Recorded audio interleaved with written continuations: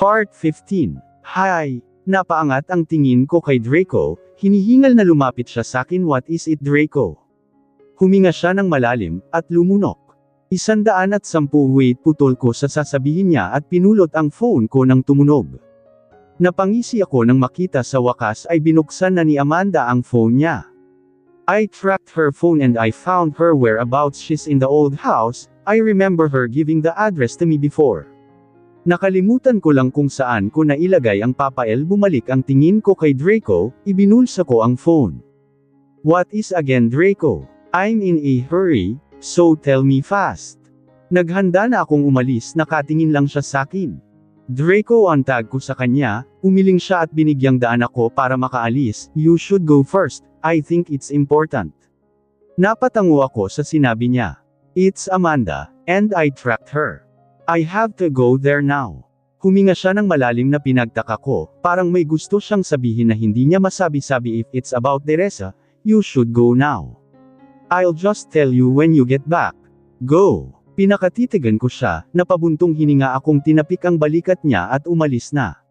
Mabilis akong nakarating sa sasakyan at nag-drive, papaante kay Adrian. Nang makarating sa tapat ng presinto, tinawagan ko siya. Mabilis naman siyang nakalabas at sumakay sa passenger seat. Pinaandar ko ang kotse at inilayo sa presinto. Sinasabi ko sa kanya ang plano ko at kung nasaan si Amanda habang papalayo kami sa presinto. Hindi na siya nagulat sa sinabi ko at mataman na nakunig. So you're not coming with us? Tumango ako, it's not that I'm not coming. I just have to make sure na wala talagang masasaktan sa mangyayaring ta. Okay, I won't tell Aaron about this and you telling me the location. We're both going to hell for this, nilang niyang sabi. Tumatango akong nag-drive pabalik sa presinto. We're really going to hell for lying to our cousin. Bago pa makarating sila Adrian sa address na ibinigay ko, nauna iya akong pumunta doon. Nasabihan ko na rin ang mga tauhan kong magbantay sila sa labas ng property na hindi makikita ni Amanda. Palihim ako nang pumasok sa bahay, maingat akong pumasok.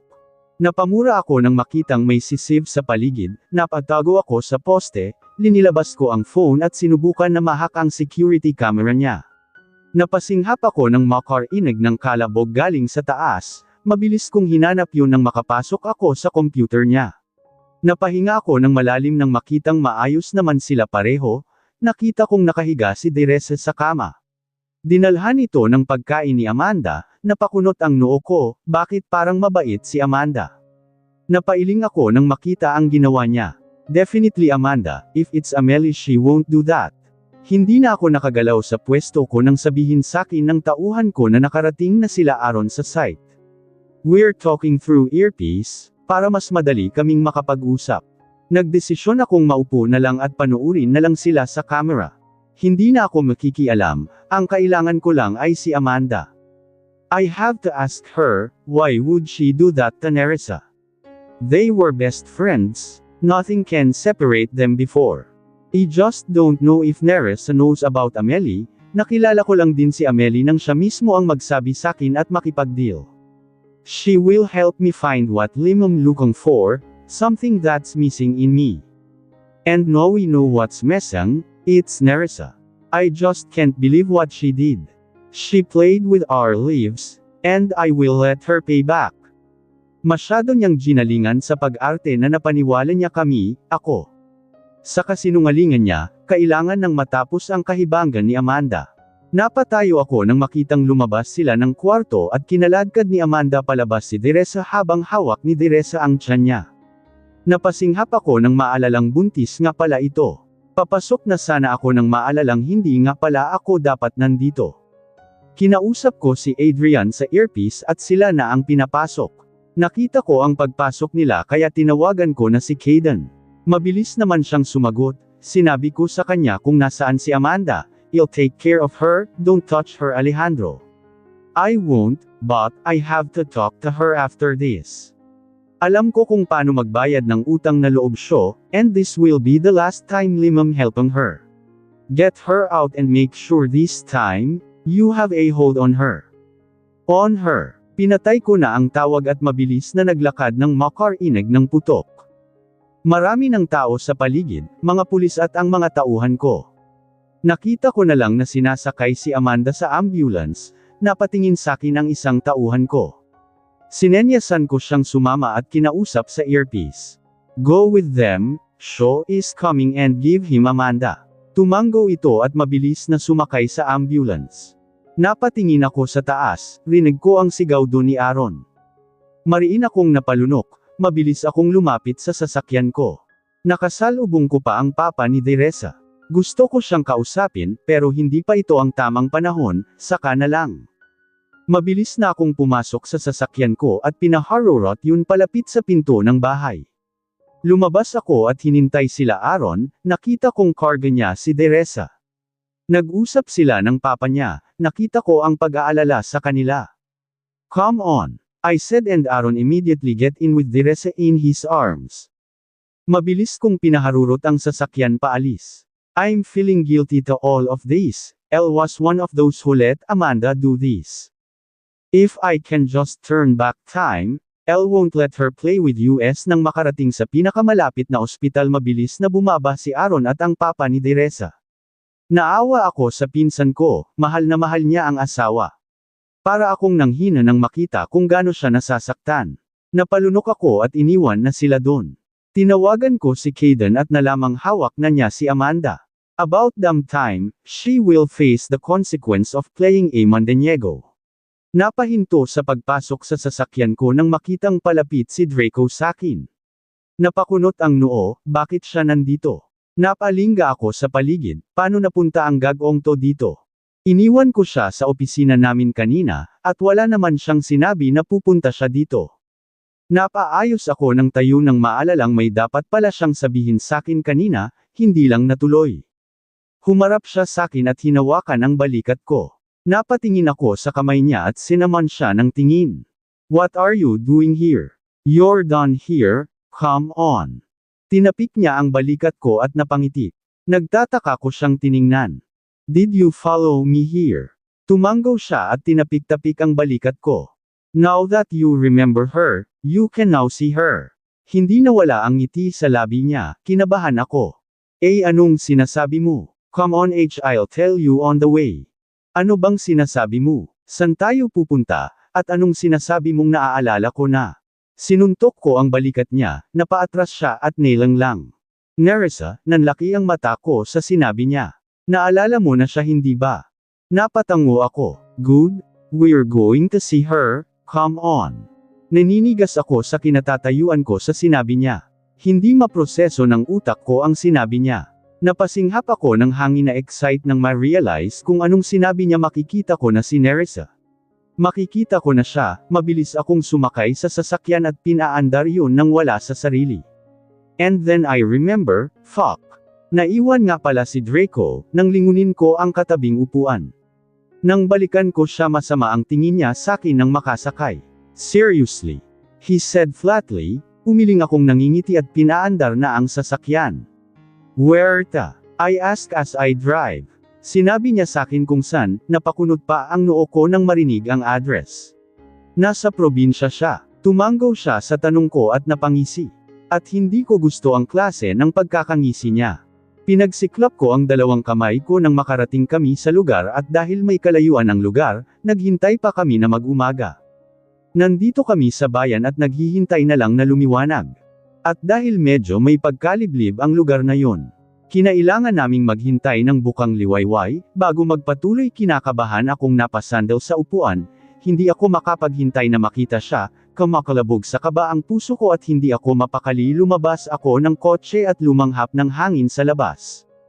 Ilang beses akong humugat ng hininga at nanginginig na binibitawan, yun. Naikuyong ko ang kamao, dahil sa panginginig nito, samahan pa ng gabing lamig at dahil na rin sa mapuno ang lugar kaya ramdam ang lamig. Nilagay ko ang dalawang kamay sa bewang at napatingin sa langit. Nagdarasal na sana ay bilasan ang oras, para makita ko na siya. Hey relax, you will see her. Nilingan ko siyang lumabas na rin pero nasa hamba ng pinto ang braso nakapatong. Magpahinga ka na muna, you've been driving 4 hours. And look at the bags under your eyes. Napailing siya, nilang ako sa kanya at hindi siya pinakinggan. Tinalikuran ko siya at napatingin sa munting bukid na nasa harap ko. Come on, we have to wait for 4 hours for the sun to came up. Rest up, it's not a good idea showing your face to her like that. Nilingan ko na siya at sinama ng tingin, napahawak sa pisngi ko. Is it that bad? Tumango siya at pumasok sa kotse pero hindi sinara ang pinto. Come on. Naglakad na ako palapit at pumasok, hindi na ako nakipag-argumento pa. I'm feeling the tiredness in me, but thinking that I will see her napapalitan yun ng excitement at tuwa. It feels like I haven't seen her for years, we've been apart for years at ngayon lang magkikita. Well, technically, matagal kaming nagkawalay, at nang magkita naman Carney. Hindi ko siya nakilala, nakalimutan ko siya. Pero sa mga araw na magkasama kami, nakilala siya ng puso ko. Now I believe that, even your brain can forget. Your heart remember, it knows where it belongs. Hindi ko na malayang nakatulog na pala ako sa kakaisip, nagising ako ng may tumamang liwanag sa mukha ko. Mabilis akong napaayos ng upo, napahawak sa manibela at hinanap si Draco. I saw him outside. Talking to his phone, kinusot ko ang mata at mabilis na lumabas. Nang makita ako ni Draco, nagpaalam na siya sa kausap at lumapit sa akin na nakangiti. Mr. Sunshine came up, we can go now. Natutuwang tumango ako. Lumapit na ako sa driver side nang nauna nang pumasok doon si Draco. I drive this time. Relax and prepare yourself. I know how nervous and excited you are, get in. Nakinig na lang ako at naglakad papunta sa kabila. Mabilis akong naupo at napatingin kay Draco na nangingiti. Don't smile like that, may kasalanan ka pa sakin. Sinaman ko siya ng tingin, nagsimula na siyang paandarin ang sasakyan, you deserve it, and I don't have the right to tell you. Nagkibit balikat siya, sinuntok ko ang balikat niya. Napahawak ako sa handle nang biglang gumiwang ang sasakyan dahil sa pagsuntok ko sa balikat niya. Sinaman niya ko ng tingin bago ibinalik ang mata sa daan. What is wrong with you? We almost hit that rock. Nagkibit balikat lang ako at napatingin sa labas. You should have just tell me, or you could just warn me. I did not just once he said flatly, shaking his head. Ilang beses kitang binalaan, nakinig ka ba? Hindi, kasi napuno ng galit ang puso mo sa tatay niya. Hindi ko na siya sinagot at ibinaling na lang sa damong nadidaanan namin ang atensyon ko. Naalala ko, ilang beses niyang sinabi na tumigil na ako bago ko pagsisihan ang gagawin ko. I did not listen, thought he was just being a good friend giving me advice, and yes, now I'm regretting not listening to him. Nakarating kami sa isang kubo, inihinto ni Draco ang sasakyan at iginiya akong bumaba. Kinakabahan akong napatingin sa bahay at kay Draco. Nanuyo ang lalamunan, nang inag ang kamay kong hawak ang pinto. Napatingin ako kay Draco na nauna nang lumabas. Humugot ako ng malalim na hininga bago nagdesisyong bumaba na natuod ako sa kinatatayuan ng masara ko ang pinto ng kotse. Nakatingin lang sakin si Draco, sininyasan niya akong lumapit. Para akong robot na lumapit sa kanya, hinawakan niya ang braso ko at hinayla papalapit sa bahay. Wait, kapos ang hiningang pidgel ko sa kanya. Nakakunot siyang napatingin sa kin, it's okay, breathe haze.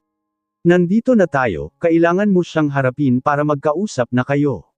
Bulong niya at tinapik ang balikat ko. Ilang beses akong huminga ng malalim bago tumango sa kanya. Parang sasabog sa kaba ang dibdib ko nang katukin na ni Draco ang pinto. May naririnig kaming mga batang naglalaro sa loob at ang papalapit na yabag sa pinto. Mahigpit akong napahawak sa braso ni Draco. Nanghihina ako, hindi ko alam kung anong gagawin kapag nakita ko na siya. She may be angry, or worst she hate to see me. Lihim akong napasinghap ng tuluyang bumukas ang pinto at iniluwa noon ang isang babae. Napakunot ang noo niya, at kinilala kami ni Draco. Sino po sila? Magalang nitong tanong, napalunok ako at napatingin kay Draco. Kaibigan po kami ni Nerissa. Ako po si Draco, gusto po sana namin siyang makusap. Si Draco na ang sumagot.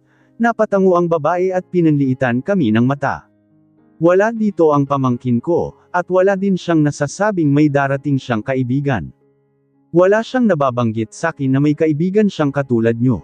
Pareho kaming napalunok ni Draco, mula kasi sa maamo nitong mukha kanina. Ekspresyon ng mukha nito ay nag-iba. Ang may dinukot si Draco sa bulsa niya at kinuha ang wallet niya. may kinuha siya doon at ipinakita sa kaharap naming babae. Napatingin din ako doon sa picture na inabot niya, paimpol akong sumilip. It's our group picture, mga bata pa kami doon. Napatango-tango ito, tumangala sa amin at umiling hindi pa rin ako kumbansido na kaibigan nga niya kayo. Wala naman kasing nababanggit si Nerissa sa akin, may kinuha na naman sa wallet niya si Draco at ibinigay ito sa babe. Ito po ang id ko, hindi po kami masasamang tao. Mga kaibigan niya po talaga kami, pwede po kayong tumawag ng pulis kung may magawa kaming hindi niyo gusto. Magalang na paliwanag ni Draco, tumuon ang tingin ng kaharap namin sa akin. Napatikim ako para maalis ang bar sa lalamunan, inilahad ko ang kamay ko sa kanya. I'm Hayes Alejandro Mondenigo ma'am, we're here to meet Nerissa. I hope you can let us see her. Kumunot ang noo niya at nag-isip, matapos ay tumalim ang tingin nito sa akin, ikaw si Hayes. Nakataas kilay niyang tanong. Nagkatinginan kami ni Draco, tumango ako. Napaatras ako nang yumigkas ang kamay nito at sinampal ako. Napatiimbagang ako, napahawak sa pisngi. Hamarang si Draco sa akin nang subukang lumapit ulit ng babae sa akin. Para yan sa pamangkin ko, para yan sa pananakit mo sa kanya.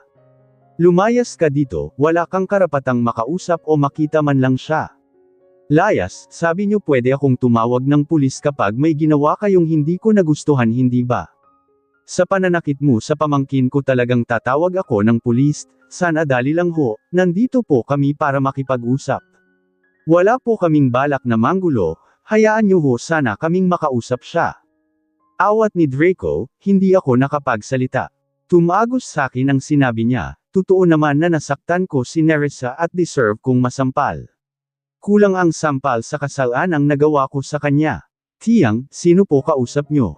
Biglang may sumulpat na batang lalaki at lumapit sa amin, humawak ito sa damit ng tiyang na tinawag nito, napatingin ang bata sa amin, at napangiti ng mapadako ang tingin kay Draco. Arjen, bumalik ka sa loob, pumasok ka doon. Kuya Draco, hindi ito nakinig sa tiyang niya at lumapit kay Draco, yamakap ito sa binti. Pareho kaming nagulat ng babae sa nangyari, ginulo ni Draco ang buhok nito at umuklo para mapantayan ang bata. Hey, buddy, kumusta, nasaan ang ate mo? Ngumiti ito kay Draco na kamaang pa rin akong nakatingin lang sa kanila. Arjen. Hindi makapaniwalang tawag ng tiyang ng batang si Arjen, ayos lang po kuya, nasa bukid po si ate Nerissa. Nandun po siya minsan para manood ng sunrise. Magiliw nitong sagot, ginulo lang ni Draco ang buhok nito at umayos ng tayo. Arjen, hindi ka dapat nakikipag-usap sa isang estrangeref, hinayla ng babae ang batang si Arjen sa tabi niya, masama ang tingin bamaling samin. Umalis na kayo, wala ang pamangkin ko dito at mas lalong wala siya sa bukid. Nagkatinginan kami ni Draco, siniraduhan na kami nito ng pinto. Dinag pa namin ang ginawang pangaral nito sa pamangkin, at ang pagsagot ng bata. Tiyang si Kuya Draco po yun, kaibigan ni ate. Dati na po siyang pumupunta dito, nakalimutan niyo na po. Hindi, pumasok ka na sa loob at sa susunod wag mong basta-bastang sinasabi kung nasaan ang ate mo, mamaya mas asama pala ang mga taong yun. Masama kong nilingon si Draco na nakangiwi, nagtadyas ang bagang ko. Itinaas niya ang dalawang kamay at umatras. I was just. Tumalikod na ako at iniwan siya, narinig ko pa siyang sumigaw. Hey, do you even know where that bukid is? Napahinto ako at nilingon siya. Sinaman ko lang siya ng tingin, nakangiti siyang lumapit sa akin at umakbay. Mabilis kong inalis ang kamay niya sa balikat ko, chill bud, I was just checking on them when Arjen saw me. Really? I asked flatly, napaatras siya nang sikuhin ko siya. I will really kill you for keeping all this from me, hinihingal kong sigaw, sa tagal kong naghanap. Kasama ko siyang naghahanap, hindi ako makapaniwalang alam niya kung nasaan si Nerissa all this time, alam niya kung anong hirap at kung anong ginawa ko mahanap lang si Nerissa. Come on, you can punch me all you want after this but you can kill me. Mababawasan ang gwapo sa mundo at mawawala ang best friend mo, sige ka. Mabilis tiyang tumakbo nang mabilis akong lumapit sa kanya. Yeah, I'll definitely do that after this. We're here in that bill. Tinuro niya ang may kataasang lugar, napatingin ako dun, sumusikat na ang haring araw. At siguradong mas kita yun dun dahil nasa mataas tong lugar. Tinapik niya ang balikat ko at tinulak na ako paalis, biglang bumalik ang kaba ko, namawis ang kamay ko sa kaba, huminga ako ng malalim bago nagsimulang maglakad paakyat, mariin akong pumikit ng malapit na ako ilang beses munang huminga ng malalim, nagsimula na akong maglakad ulit at tama nga ako. Mas kita dito sa taas ang sunrise, at doon may nakatayong babae. Nakapikit siyang dinadama ang init na tumatama sa katawan niya. Nangilid ang luha ko nang makita siya, naka-side view siya sakin. Kita ko ang ipinagbago ng katawan niya, naka-duster siyang hanggang tuhod at may umbok ang tiyan. Nanginginig kong tinawag siya, parang bumagal ang oras ng damilat siya at lumingon siya sakin. Love, pinaliit niya ang mata, at iniharang ang isang kamay dahil sa sikat ng araw para makita ako ng maayos. Nakita ko pa ang panlalaki ng mata niyang hindi makapaniwala, Hayes. Tandang padamdam panipik. Nang hina ang tuhod ko, bigla akong napaluhod. Napayuko ako, sising-sisi. Nagtaas baba ang balikat ko, hanggang sa hamalayan ko na lang na umiiyak na ako. Narinig ko ang yabag niyang papalapit sakin, nagangat ako ng tingin. Nanlabo ang mata ko nang tuluyan na siyang makalapit. Niyakap ko ang tiyan niya, napahaguhol, nasa ulo ko ang kamay niya, humahaplos na alala mo na tanong niya, nanginginig ang boses. Tumatango akong nakayakap pa rin sa kanya. Yes love, I remember now and I'm so sorry, I'm sorry I'm late. Humigpit ang yakap ko sa kanya mula sa likod. Nakaupo na kami ngayon dito sa lilam ng puno. Ako na nakasandal sa katawan ng puno at si Nerissa na yakap ko sa kanyang likod. Hindi ko nakayanin ang emosyon ko kanina at bumuhos lahat ng emosyon ko. Mula sa pangungulila at pagkamis ko sa kanya, ang pagsisi na habang buhay kong pagsisihan. Hindi ako makapaniwala na nandito na siya ngayon sa tabi ko at yakap ko pa. Parang nananiginip lang ako, at sana kung panaginip man to, wag na akong magising pa. Dito na lang ako sa panaginip ko, kung saan kasama ko siya. Hindi ko nakakayanin pa na mawala siya ulit. Kalmado ka na ba? Tanong niyang hinaplos ang braso kong nakayakap sa kanya. Tumango ako at isinubsob lang ang mukha ko sa leeg niya. Ayaw kong lumayo sa kanya, parang anumang oras kapag hindi ko siya mahawakan o maramdaman man lang. Kinakabahan na ako na hindi ko siya makikita pa. Huminga siya ng malalim at sumandal lang ang ulo niya sakin. Hinaplos ko ang umbok ng tiyan niya, hinawakan niya ang kamay kong nasa tiyan niya. I'm sorry. Umusag siya, humiwalay sa yakap ko. Mabilis ko naman siyang tiningnan at hinawakan ang kamay niya. Napailing siyang hinawakan ang mukha ko, pinakatitigan niya ako ng ilang minuto at ganun din ako sa kanya. Pinipisil ko ang kamay niya, ang isang kamay ko ay nasa likod niya at nakasuporta. Can I kiss you? I mean no. I don't think I still deserve it now. I'm a sinner, I did a lot of bad things to you, Hayes. Maybe you won't forgive me, but I will work hard to earn your trust again. To earn your forgiveness, I will forever ask for your forgiveness, Hayes. Hindi ako titigil hanggang hindi mo ako napapatawad. I will forever make it up to you, I mean we don't have forever but until my last breath. Hi, napatigil ako sa pagsasalita nang tapikin niya ang pisngi ko. Yes love, nakangiti siyang yumilang, napapikit ako nang lumapit ang mukha niya at napasinghap. Ayan and asterisk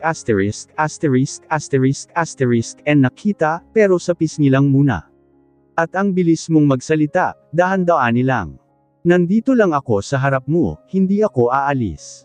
Naluluha akong napatango, inabot ko ang pisngi niya at hinaplos. I'm sorry, Hayes, ilang beses mo na yang sinabi. Huminahon ka nga, pati ako naiiyak sa'yo eh. Bawal sa buntis ang umiyak. Natatawa niyang sabi, napatingin ako sa tiyan niya. Hinaplos ko yun, yumuko ako at humalik doon. I'm sorry, no saying sorry is not enough. But I will never get tired saying it to you too baby. Daddy is sorry, I'm sorry for being a coward and a jerk. Nang magangat ako ng tingin sa kanya, tumulo na ang luha niya at ngumingiti. Pinunasan ko ang pisngi niya at hinalikan ang luhang sunod-sunod din ng tumulo. Napayakap siya sakin, gumanti ako ng yakap habang hinahaplos bang likod niya. I'm sorry for making you cry again, you should stop crying, you just said that it's not good for pregnant women to cry. Stop crying baby, I'm sorry. Umiling siyang humiwalay ng yakap at hinawakan ang pisngi ko. Ano ka ba, tears of joy to? Natutuwa ako kasi, sa wakas nandito ka na, nahanap mo na ako. Alam mo bang ilang beses akong nagdasal na sana dumating ka? Na sana mapatawad mo ako, kami ni Mama sa kasalanan na nagawa namin. No, baby, I know it's not your fault. Hindi nyo kasalanan ng mama mo ang nangyari sa pamilya ko. It's Dad's fault that he gave in to temptations. And Amanda for showing me that picture. Anong ibig mong sabihin, may ginawa ba si Amanda? Tumanggo akong hinahaplos pa rin ang likod niya. Yes, that day that I got into an accident, that's why I forget about you. So, kinalimutan mo nga ako. Sinaman niya ako ng tingin, napangiti akong hinalikan ang noo niya. Maybe, dahil sa galit ko sa inyo ni Alexander nang makita ko ang picture na ipinakita sa akin ni Amanda ng araw na yon. Ginusto ko na lang nakalimutan ka, pero hindi ko akalain na makakalimutan kita ng ganun katagal. I was so mad and jealous at the same time. Elle drove off and hit the barrier. When wake up, everything seems normal. But I know, inside my heart I feel empty. Tiningnan ko siya sa mata at hinaplos ang pisngi niya. Because I know, that time you're not with me. And I can't say you anymore, and nobody mention you to me. At nalaman kong sinabihan pala sila ni Ma'am, I was mad not to my mom but to myself. How can Elle forget you? But jealousy ate me that time. And I'm so sorry, I'm sorry. Sigurado akong galit lang si tita, nakita ko kung paano siya nagalit kay mama noon. Hindi ko alam na mangyayari yun nang pumayag akong tulungan si Amanda. What about Amanda? Nagtatakang tanong ko. Siguro ito na ang tamang oras para malaman mo ang lahat. Hindi ako makapaniwala matapos niyang magkwento sa totoong nangyari. Hindi makapaniwala na nagawa yun ni Amanda. Pinaglaruan niya kami, para sa pansarili niya. Hindi ko siya mapapatawad, siya pa ang nagsabi na tutulungan niya ako dati na mahanap si Nerissa. Pero ang totoo, siya ang may kasalanan ng lahat ng to. Siya ang punot dulo ng gulo namin, kung bakit kami nagkahiwalay at nagkasakitan. Niyaya na niya akong bumaba at umuwi sa bahay nila. Nakaramdam na siya ng gutom, kaya inayan na niya ako. Saka na daw ulit kami mag-uusap, kapag busog na siya. Naglalakad na kami pababa, habang hawak ko ang kamay niya at nakalalay. Oo nga pala, sandali. What is it, may masakit ba sa'yo? Kinakabahan kong tanong, bigla na lang kasi siyang tumigil sa paglalakad at humarap sakin. Haze, relax, ayos lang ako. Napahinga ako ng malalim, nilang na kumapit siya sa braso ko. Nang makita mo ko kanina, hindi ka nagulat nang makita ang tiyan ko. Bakit? Because I've been looking forward to see you like this. Hinawakan ko pa ang tiyan niya, naguguluhan siyang nakatingin sakin. Alam mong buntis ako. Tumanggo ako, ipinilig niya ang ulo. Paano mo nalaman, hindi ba ang sabi ko sa'yo hindi ako mabubuntis? Napangis ako, hinugot ko ang phone ko sa bulsa at may hinanap doon. Ibinigay ko sa kanya ang phone at itinuro doon ang picture ng 5-parter. Pinakatitigan niya yon, kalaunan ay inilapit pa ang mukha niya sa screen. Napasinghap at nanlalaki ang matang napatingin siya sakin. San mo, nakita? Elle accidentally kicked the trash bin out of frustration that I can't see you. And then I saw this. Elle thought it was nothing. Not until Elle saw that paper, and what it is for. I got curious that I asked my doctor about it. Nangingiti kong sagot, siya ay hindi pa rin makapaniwalang nakatingin sakin. Pero, I even thought that you left this on purpose, hindi. Napasinghap ako nang napasigaw na siya, tumingin siya ulit sa picture. Hindi ko alam, ang akala ko puro yun negative. Hindi mo alam na buntis ka nang umalis ka. Tumanggo siya, naglakad na ulit kami. Ang akala ko ay hindi ako buntis, kasi naman puro negative lang ang nakita ko. Love. Yes, the other 2 is negative. But the other 3 is positive. Yun na nga hindi ko nakita ang tatlong yan. Napangusong hinampis niya ang braso ko. Panong hindi mo nakita? 2 pa lang ang nakikita ko nang bigla kang kumatok sa banyo. Hindi ko na natuloy pang tingnan ang iba. At sa pagkataranta ko, natapon ko yun lahat sa basurahan. Hindi ko na inakala pang magiging positive ang kasunod noon. So, She really don't know that she's pregnant when she left. Paano kung nalaman mong buntis ka na noon? Aalis ka pa din ba? Napahinto siya at napatingin sakin, napalunok ako. Oo, tumango na lang ako, tumikim, bakit kailangan ko pang itanong ang obvious? Alam mo ba kung bakit? Napatingin ako sa kanya, sumeryoso ang mukha niya. Bakit? Marlin akong napalunok, naihakbang ko pa paatros ang isang paa. Nang umagang at sasabihin ko na sayo ang lahat. Narinig kitang kausap sa faneng mo si Draco, narinig ko lahat. Bumagsak ang balikat ko at nanlamig ang kamay ko, tumalim ang tingin niya sakin, pagkatapos ay napabuntong hinga. Sumanghap ako ng hangin, inalala ang nangyari ng umagang yun, at bakit ba napakagago ko, nasabi ko lang naman yun kay Draco sa inis ko, I'm sorry. I didn't mean any of those, well except for. Pinanlitan niya ako ng mata, napalunok akong napaatras. Lumakad siya palapit sakin. Alam mo bang nasaktan ako nang marinig ko yun? Umiling akong lumapit sa kanya, hinawakan ang kamay niya. I'm sorry, hindi ko sinasadyang sabihin yun. Patawarin mo ako, wala naman talaga akong balak na patayin ka o kung mabuntis ka man. Hey, tama na, nasabi mo na at nasaktan na ako.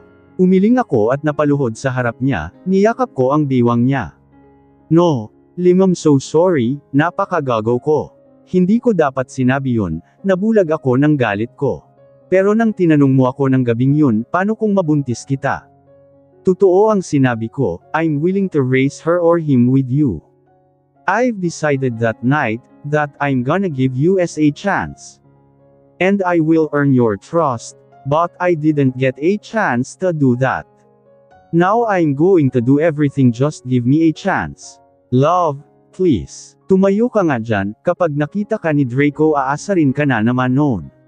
Napaangat ang tingin ko sa kanya, nakangiti siyang hinahaplos ang ulo ko. I don't care, let him be. Yamakap ulit ako sa kanya, narinig ko siyang sumangot kaya napaangat ulit ang tingin ko sa kanya. Tumayo ka na dyan, nagugutom na ako. Napatingin ako sa nakalahad niyang kamay. Nakangiti na siya, napalunok ako at inabot ang kamay niya. Napatres ako nang lumapit siya sakin, nakatingin sa balikat ko. Why are you looking at me like that? Nakangisi siyang tumingin sakin, ipinatong ang kamay sa balikat ko. Pwede ba kitang kagatin? Malambing niyang tanong, napatingin ako sa kamay niyang humaplo sa balikat ko. You're going to bite me. Tumanggaw siya, isinandal ang pisngi niya sa dibdib ko. Matagal na kitang gustong kagatin, hindi ko rin alam kung bakit. Then bite me, I'm sure I can handle your bite. Nagningning ang mata niyang tumingin sakin. Talaga, tumanggaw na lang ako, kahit pa nakaramdam ako ng kaba nang ngumisi siya. Okay, yamakap siya sakin, napasinghap akong nahawakan ang biwang niya bilang suporta.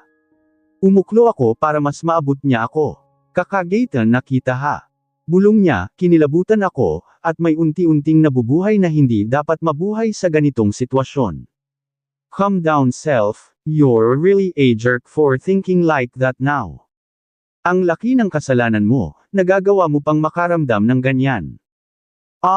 Kinagat ko ang ngipin ko, para pigilang mapahiyaw ng kagatin na niya ako sa balikat. Napapikit akong napayakap na lang sa kanya. This is not what I expected, I thought she will just bite me for fun. But this is not fun at all.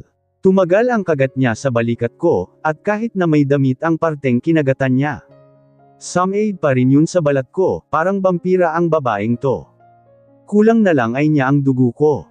Nakangiti siyang humiwalay sakin, hinaplos niya pa ang balikat ko. Masakit ba? Malambing niyang tanong, pero kita ko ang kasiyahan sa mata niya. Yeah, don't worry, I can handle it. Napahawak ako sa balikat ko, medyo masakit yun. I can't explain the pain, maybe because it's her bite. Last time she bite me, while we're making love.